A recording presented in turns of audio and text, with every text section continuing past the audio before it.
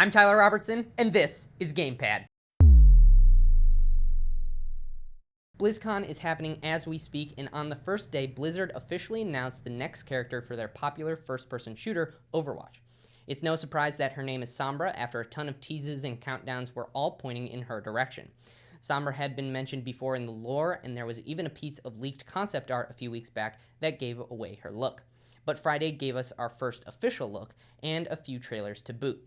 The animated short shows us what Sombra is like as a character, where her loyalties lie, spoilers nowhere, and what her arsenal looks like. The other two videos give us her backstory and an introduction to her abilities. Sombra uses a machine pistol as her sole damage-dealing weapon, but she'll be doing lots of sneaking around, so that's really all she needs.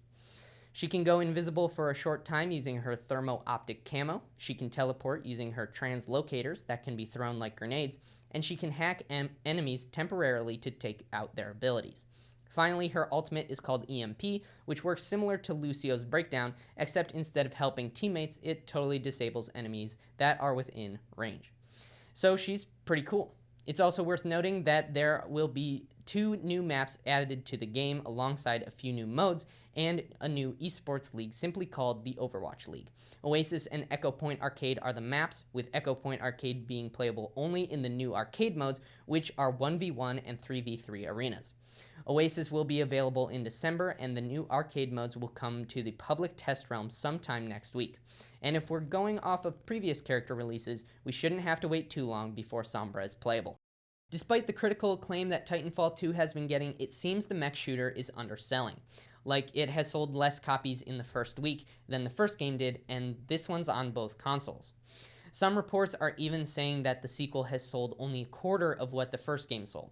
The common theory about this failure is that because Titanfall 2 was released a week after Battlefield 1 and a week before Call of Duty Infinite Warfare, it was just smothered.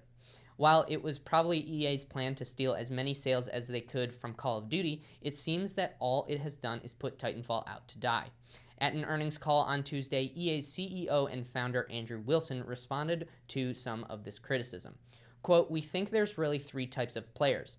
People that really love Battlefield and that kind of big strategic gameplay that will orient in that direction. The player that loves the fast, fluid, kinetic gameplay of Titanfall 2 that really orient in that direction. And the player that just has to play the 2 greatest shooters this year and will buy both." Nah, dude. There are people who like to shoot stuff and people who don't. And the people that like to shoot stuff don't have $120 to blow in a span of 2 weeks.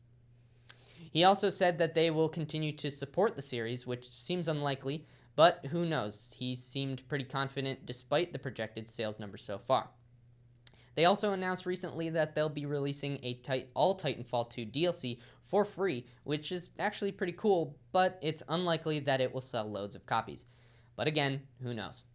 A new Mass Effect Andromeda teaser was released on Tuesday, shedding light on what the time period of the game might be. In it, we see 2 N7 soldiers standing on the moon, and we hear a voiceover which was revealed to be the father of our protagonist, giving a speech about Earth and how it gave us a good foundation, but that we now have to leave the Milky Way if we want to progress.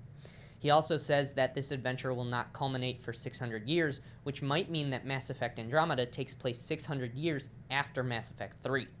Stay tuned for more news on Mass Effect Andromeda because it's almost November 7th, which BioWare likes to call N7 Day, and that means more info is coming shortly. Now for game releases. Last week saw the big one, Call of Duty Infinite Warfare, but this week marks the release of new hardware and some pretty big games too. First up is Eagle Flight on Tuesday. Eagle Flight is a Ubisoft game for the Oculus where you can control an eagle with your head and take part in races, battles, and other competitions. Then on Thursday, people will finally get their hands on the PlayStation 4 Pro. Whether or not the upgraded console will sell well has yet to be seen, as reception to the 4K-enabled console has been lukewarm so far.